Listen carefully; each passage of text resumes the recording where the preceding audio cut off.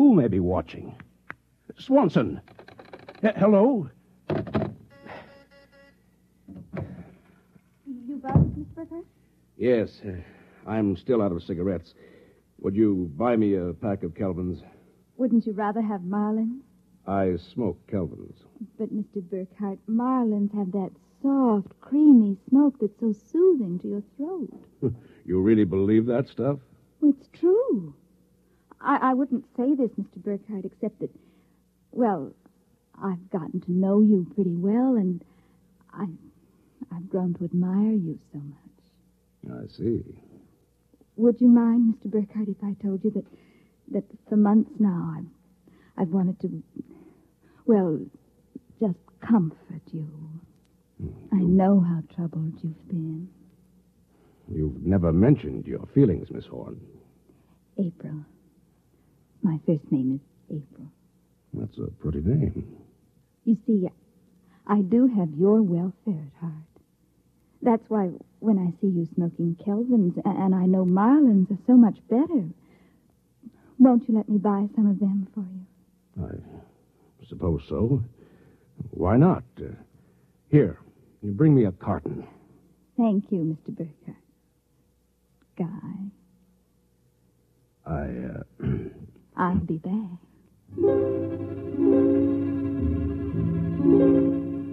There was something wrong. Something definitely peculiar about what was happening.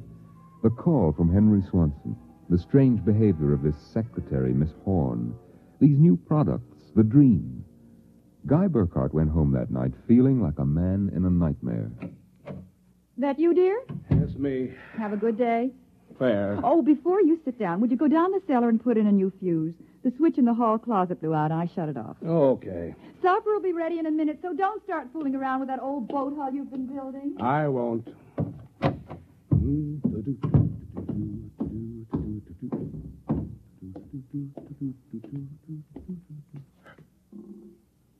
Mary! Mary! What is it? Come down here. Hurry up. What is it? I'm not sure. I was looking for a fuse, and I thought maybe I'd dropped one under the boat hull, so I scratched around. Look. Let me put the flashlight on it. Well? Look at the floor. What about the floor? It's supposed to be cement. Well? It's copper. There's a thin layer of cement, but underneath it's metal. Look here. Underneath the concrete, more metal. There. And here, on the wall, metal. Metal under the floor, behind the walls, every place. Well, I don't really understand. Mary, I know this sounds crazy, but somebody, for reasons I can't begin to guess, has taken this house and replaced it with a clever imitation. Guy. I know it sounds insane, but take a look. That bracing on the beams. That isn't the bracing that was always there. Oh, you're imagining. I am not imagining. Mary, I'm going to look around for a little more. Well, your dinner will be ready. Save it for me. There are a couple of things I have to figure out.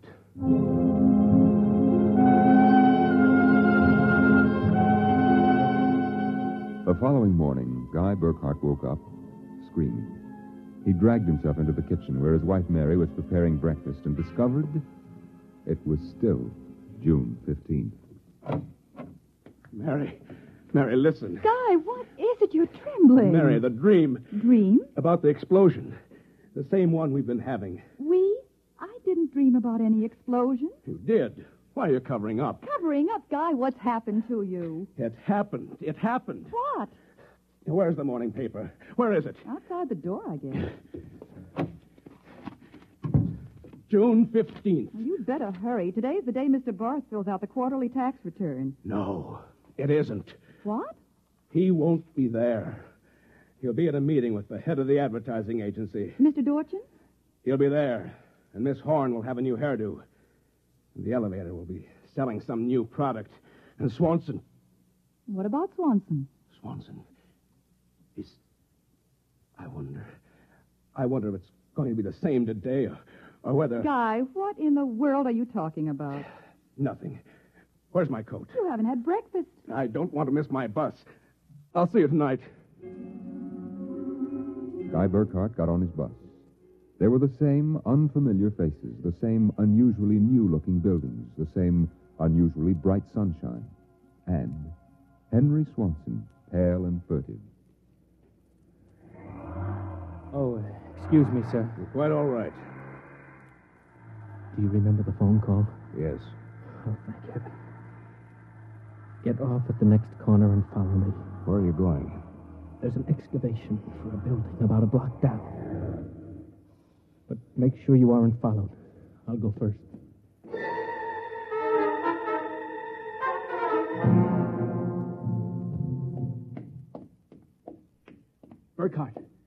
Burkhardt, here behind the fence.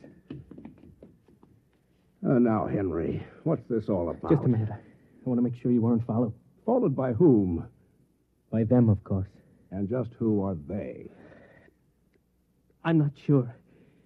At first, I thought perhaps they were Russians. Now I'm beginning to think they're Martians. No humans could have accomplished what they've accomplished. Look, start from the beginning, Henry. What's going on? Burkhardt, peculiar things have been happening to you, right? Yes. A lot of your friends are missing. Your house seems changed. There's something stranger than that. The date. Today is June 15th. Yet I could swear that yesterday was June 15th and the day before that. Yes, you've got it. It's always June 15th. And you and I are the only ones who know it. But why? How? I'm not sure. I think it's some sort of mass hypnosis or something. Why didn't it work for us? My wife Mary doesn't remember things. Somehow, when it happened, they missed us. We were protected from the full force of the rays or whatever they use. Burkhardt, where were you on the night of the 14th, about midnight? That was Sunday night. Yes. I was down in the cellar, under that boat I'm building. And I was in my darkroom developing some pictures. It just doesn't make any sense to me. Russians, Martians. What makes you think so? I've seen them. Where? At the end of the tunnel. What tunnel? The one that they built under Tyler Town. A tunnel under Tyler Town? Yes, that's right. It's made out of copper or some alloy. Wait a minute. I found a copper layer under my cellar floor last night. Yes, so did I. That's how I discovered it. I found a way to get in, too. It's at the bottom of this excavation. Holy mackerel. Why don't we tell the police? Because we can't trust them. Even the police may be Martians in disguise. You're being melodramatic. Am I? You just come with me. Where? Into the tunnel. I'll show you. Henry Swanson led Guy Burkhardt to a small hole in the side of the excavation. There he removed a cut-out piece of metallic substance, and they crawled into a dimly lighted tunnel.